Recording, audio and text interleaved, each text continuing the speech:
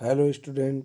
आज हम आप लोगों के लिए जो राजनीति विज्ञान विषय है उसी के संदर्भ में जो अरस्तु और प्लेटो के बारे में हमने पढ़ा दिया है डिस्क्रिप्टिव के जैसे, आज हम उसी का ऑब्जेक्टिव क्वेश्चन बनाने जा रहे हैं जो आप लोग की परीक्षा में सीधे ऐसे ही ऑब्जेक्टिव प्रश्न पूछता है।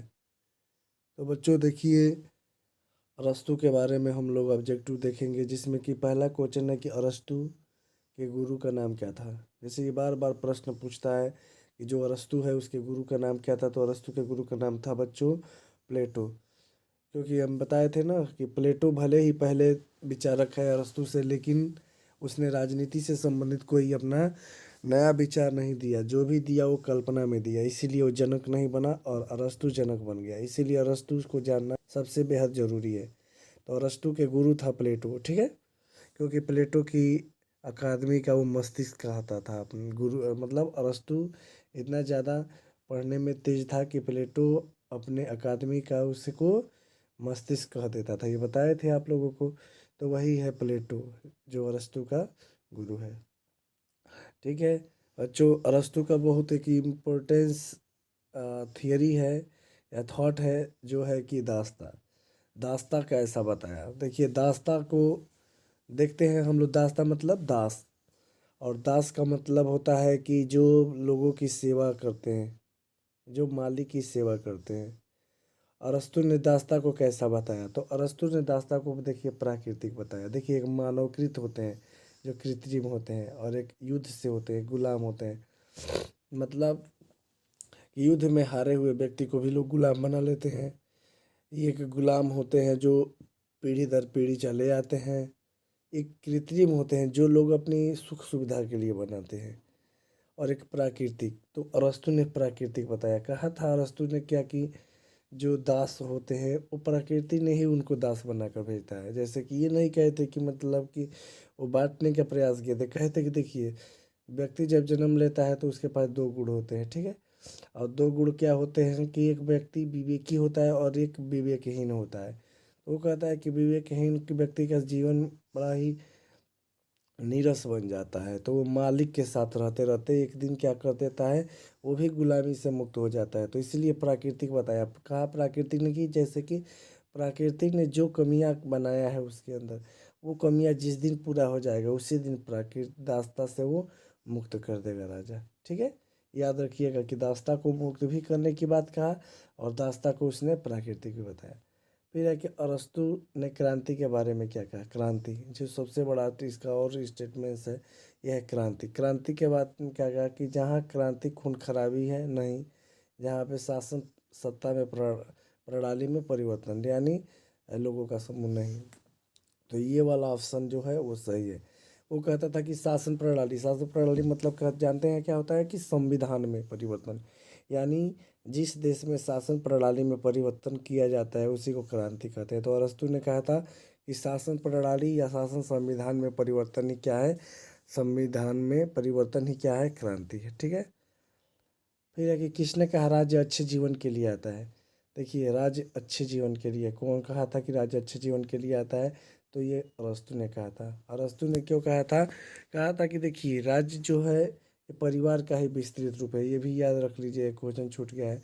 परिवार का विस्तृत, राज्य के बारे में कहा था कि परिवार का विस्तृत रूप है। यानी कहा था कि जो परिवार है इसमें सारी आवश्यकता की पूर्ति नहीं होती है।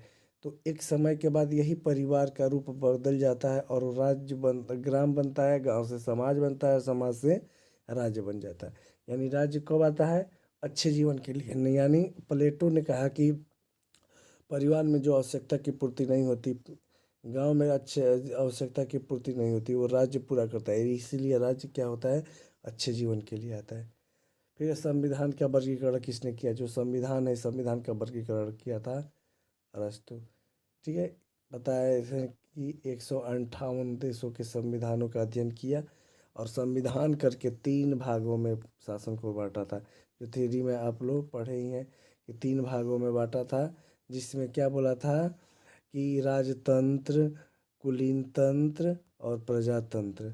और तीन भागों का अच्छा रूप और तीन भागों का भ्रष्ट रूप भी बताया था। लेकिन याद रखिएगा बस इतना आप लोग को 158 देशों को संविधानों का पढ़कर संविधान का वर्गीकरण किया, यानी बताया कि कितनी प्रकार की शासन प्रणालियाँ होती हैं। ठीक है।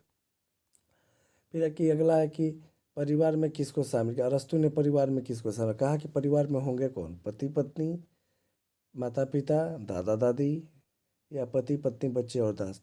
तो इसको इसने बताया, कहा था कि परिवार में 4 लोग शामिल होते हैं, पति पत्नी, पति पत्नी, बच्चे और उनकी सेवा करने के लिए दास, यानी 4 से मिलाकर उसने परिवार की कल्पना किया था। अरस्तु के शिष्य कौन थे।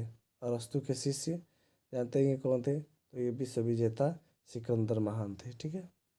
अरस्तु ने अपनी किस पुस्तक में राजनीति विचार दिया। अरस्तु का वो कौन सा पुस्तक है जिसमें अपना राजनीतिक संबंधित विचार प्रस्तुत किया, तो वो है अरस्तु का द पॉलिटिक्स। ठीक है बच्चों। अगला है अरस्तु का नागरिकता का सिद्धांत क्या था। अरस्तु का नागरिकता का सिद्धांत क्या था, तो क्या हमारे यहाँ नागरिकता जैसे है कि जन्म से है, क्या बोलते हैं पंजीकरण से है, फिर तमाम प्रकार के आज़ादी के समय के तमाम प्रकार की बातें हैं, उसके बारे में हम लोग जानते हैं अपना देश के संविधान के में। लेकिन अरस्तु के नागरिकता का सिद्धांत क्या था, तो अरस्तु के नागरिकता का सिद्धांत ऐसा कुछ नहीं था। उसने कहा कि जो शासन सत्ता में भागीदारी करता हो, मतलब कोई भी अगर शासन सत्ता में वो हिस्सा लेता है, भागीदारी करता है, वही नागरिक है। यानी उसने कहा था कि जो छोटे छोटे काम मोची है, और जो आ, कोई भी छोटा काम करता है और राज्य में किसी प्रकार की सहायता नहीं कर रहा है, तो वो उस देश का नागरिक नहीं है। ठीक है। अगला है कि कौन एथेंस छोड़कर भाग गया। एथेंस जानते ही हैं, एथेंस मतलब यूनान में कौन छोड़कर भाग गया, तो देखिए अरस्तु भागा था। क्यों, क्योंकि सुकरात, इसके पहले जो इस सुकरात है, इस सुकरात को क्या किया गया था, जहर देकर मार दिया गया था राजद्रोह के विरोध में। जब सिकंदर की मृत्यु हो जाती है, तो सिकंदर की मृत्यु होती है तो सिकंदर शासक रहता है, और सिकंदर की मृत्यु के बाद वहाँ पर शासन का शासन के विरोध में जो विपक्ष होती है वो सत्ता संभाल लेती है, और सत्ता संभालने के बाद सिकंदर के जितने भी अनुयायी होते हैं, जितने भी समर्थक होते हैं, उनको गिरफ्तार करना प्रारंभ कर देती है, जिसमें से एक है अरस्तु, क्योंकि अरस्तु तो सिकंदर का गुरु ही था। तो अरस्तु को भी गिरफ्तार करके देशद्रोह का मुकदमा चलाने का प्रयास करती है वहाँ की जनता या वहाँ का शासन। तो अरस्तु क्या करता है, एथेंस छोड़कर भाग जाता है, और भागते हुए यही कहता है कि मैं एथेंस वासियों को दोबारा अपराध नहीं करने दूंगा, और वही कहकर छोड़कर भागता है, और वही सिकंदर क्या बोलते हैं, वही होता है अरस्तु। धन्यवाद।